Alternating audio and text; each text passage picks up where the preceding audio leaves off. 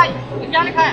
हम लोग कहते रामचरितमानस में लिखा है कि श्री राम जी मांस खाते थे। यहाँ पर लिखा है, आप दिखाओ। हाँ भाई, क्या बहस कर रहे हो? क्या किस बात पे बहस छिड़ रही? देवताओं के बारे में हम अपमान नहीं चाहेंगे। माना कि हमारे धर्म के लोग शास्त्र नहीं पढ़ते हैं, लेकिन ये क्या आप लोग बताते रहते बात क्या है? आखिर क्या कारण है? लोग कह रहे हैं कि रामचरितमानस में मांस खाते थे, उसमें लिखा है। बताओ हमें प्रमाण। हम ये नहीं चाहेंगे देवी देवताओं के बारे में अपमान। भाई हमारे जो शास्त्र है श्री रामचरितमानस, उसमें स्पष्ट लिखा है। नमस्कार दर्शकों, आइए जानते हैं आखिर इतनी बहस क्यों हो रही है, इसके पीछे की सच्चाई जानते हैं। इस भाई ने आखिर इतनी सी बातों पर क्यों भड़क गया, आइए जानते हैं इस वीडियो में पूरी सच्चाई।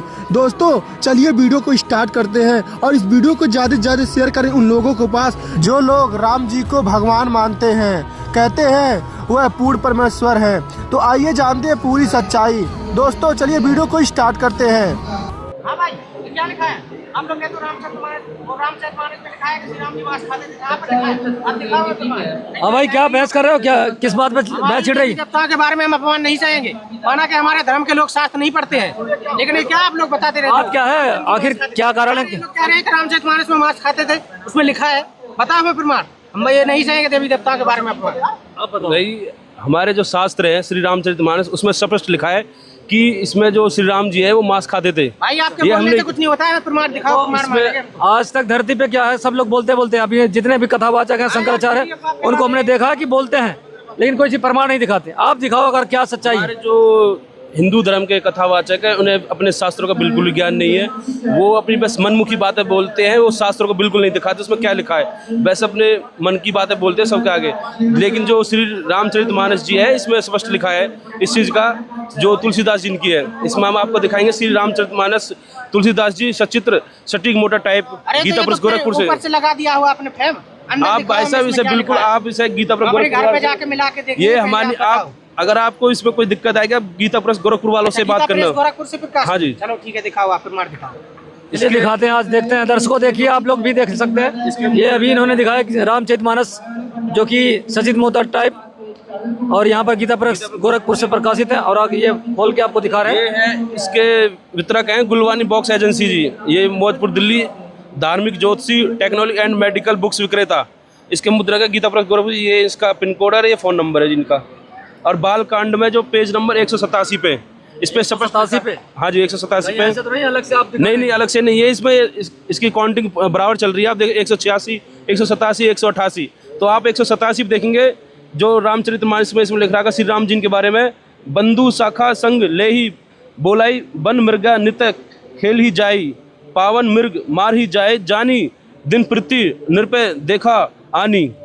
श्री रामचंद्र जी भाइयों और इष्ट मित्रों को बुलाकर साथ ले लेता है और नित्य वन में जाकर शिकार खेलते हैं। अब देखो, अब हमारे जो श्री राम जी हैं वो अपने मित्रों के साथ, अपने भाइयों के साथ वन में जाकर शिकार करते थे और मन में पवित्र समझकर मृगों को, मतलब जानवरों को अपने मन में पवित्र मानकर उनका मर्डर करते थे और प्रतिदिन लाकर राजा दशरथ जी को दिखलाते हैं। इसमें कहाँ पर लिखा है कि भाई वो मांस खाते थे?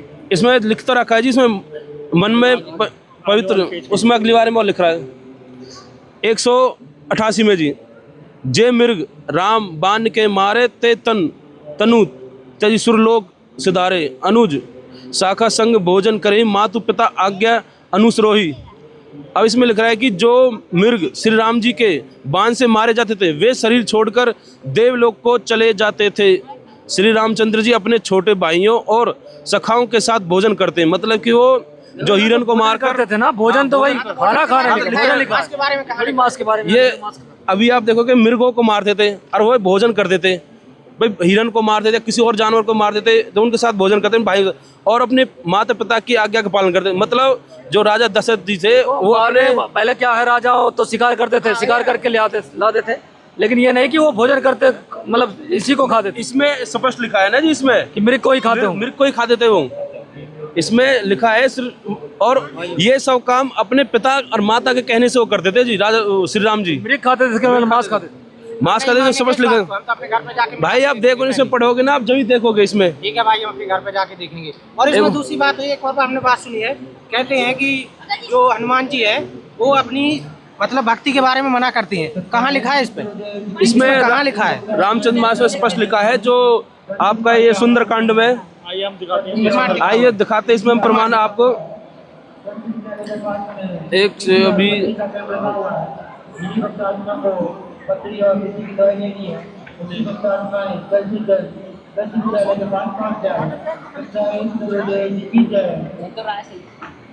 एक पेज देखिए इसमें सुंदरकांड पृष्ठ नंबर 705 में जी, इसमें स्पष्ट लिखा, हनुमान जी ने खुद ने कहा है, कहू कवन में परम कुलीना, कपि चंचल सभी बीदा हीना, प्रातः ले जो नाम हमारे, ते ही दिन ताही न मिले आहारा। अब जिस भी भाई ने ये लिखी है पुस्तक, उसने हनुमान जी के बारे में लिखा है, भला कहिए मैं ही कौन बड़ा कुलीना हूँ, जाति का चंचल वानर हूँ और सब प्रकार से नीच हूँ। अब हनुमान जी खुद अपने बारे में कह रहे हैं, अब प्रातः काल जो हम लोग बंदरों का नाम ले तो उस दिन उसे भोजन ना मिले। अब हनुमान जी खुद अपने बारे में कह रहे हैं जी। इसमें जो हमारे बंदरों के बारे में बता रहे हैं ना कि हनुमान जी के बारे में कह रहे हैं, ये बताइए। हनुमान जी अपने आप को बंदर के नाम से संबोधित कर रहे हैं इसमें जी। ये तो बंदरों के लिए है यहाँ पर हनुमान जी। नहीं, वो बानर बार लिखता रखा है जी, इसमें स्पष्ट लिख रखा है सुंदरकांड में। देखो भाई कह रहे हैं मैं बड़ा कुलीन हूँ और बानर हूँ, वो अपने बारे में ही बता रहे हैं सब।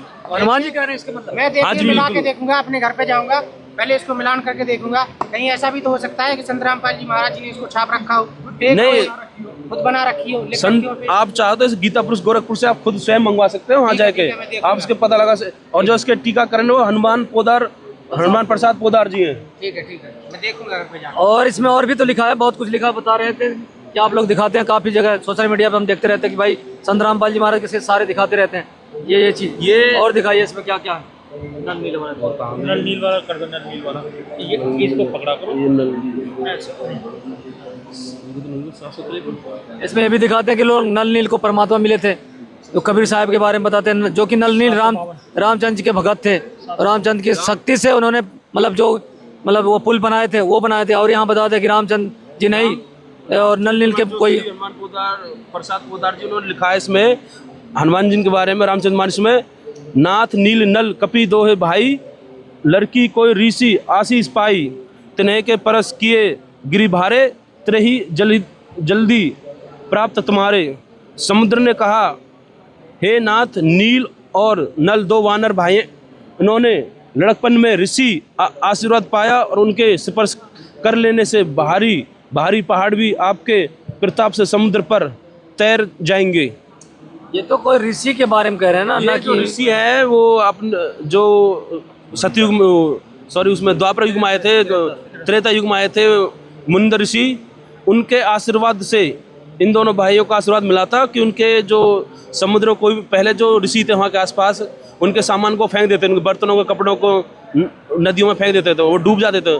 इस चीज़ से वो परेशान, जब वहाँ पे मुनिंदर ऋषि ने आशीर्वाद दिया था, वो इनके हाथ से आज के बाद कोई नहीं वो डूबेगा, क्योंकि वो हरदम वो भगवान की ज्ञान चर्चा में लीन रहते थे दोनों भाई आपस में जी। देखिए मेरी समझ में नहीं आ रहा है, पता नहीं ये क्या क्या बोल रहे हैं।